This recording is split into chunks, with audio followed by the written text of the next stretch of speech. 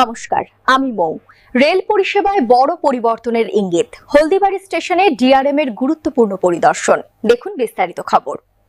রেলের পরিকাঠামো ও যাত্রী সুবিধা খতিয়ে দেখতে রবিবার সড়কপথে হলদিবাড়ি স্টেশন পরিদর্শনে আসেন কাটিহার ডিভিশনের ডিভিশনাল রেলওয়ে ম্যানেজার কিরেন্দ্র নারা। তার সঙ্গে ছিলেন এডিআরএম সঞ্জয় সিং, জলপাইগুড়ির সাংসদ ডা জয়ন্ত কুমার রায় সহ রেলের একাধিক উচ্চপদস্থ আধিকারিক। স্টেশনের প্রতিটি কোণা ঘুরে দেখেন ডিআরএম।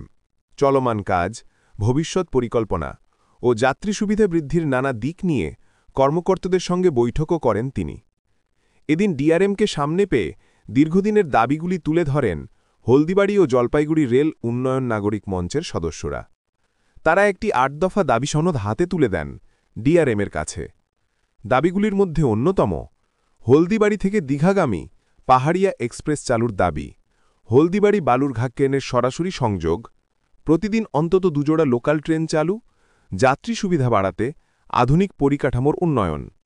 সংগঠনের বক্তব্য, বহুদিন ধরে আটকে থাকা এই দাবিগুলির দ্রুত সুরাহা হলে উত্তরবঙ্গবাসীর দৈনন্দিন যাতায়াত আরও গতিময় ও সুবিধাজনক হবে।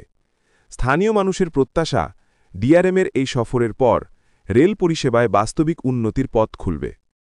আজকে আমরা এখানে ডিআরএম সাহেব এবং এমপি সাহেব এসেছিল। আমরা হলদিবাড়ি জলপাইগুড়ি রেল উন্নয়ন নাগরিক মঞ্চের পক্ষ থেকে ওনাদের কাছে দাবিপত্রটা দিলাম এবং আমি যখন বললাম যে পাহাড়িয়া এক্সপ্রেসের রেকটা এখানে 5 দিন থেকে যাচ্ছে, এটা হলদিবাড়ি থেকেই চালু করা যেতে পারে।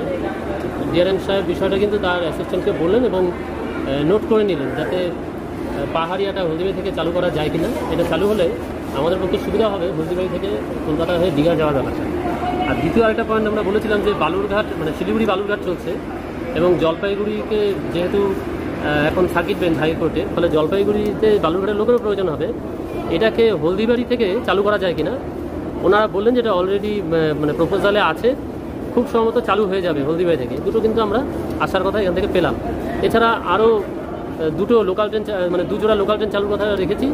আমাকে এডিআরএম সাহেব জিজ্ঞেস করলেন যে আপনি বলছেন আপনার প্যাসেঞ্জার হবে কি। আমি কিন্তু অ্যাসিওর করেছি, কারণ 11:30টার পর থেকে একটা বড় গ্যাপ এবং প্রচুর লোককে বাসে করে ওই সময় জলপাইগুড়ি শিলিগুড়ি যেতে হয়।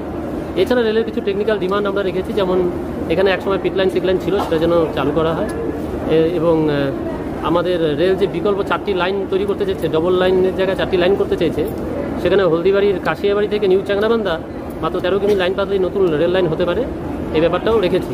এছাড়া আরও কিছু বিষয় রাখা হয়েছে, ফলে আমি এটা সদুত্তরই পেলাম বলে মনে হচ্ছে। পরিচয়টা, আমি পার্থপ্রতিম ভট্টাচার্য, হলদিবাড়ি জলপাইগুড়ি রেল উন্নয়ন নাগরিক মঞ্চের সম্পাদক।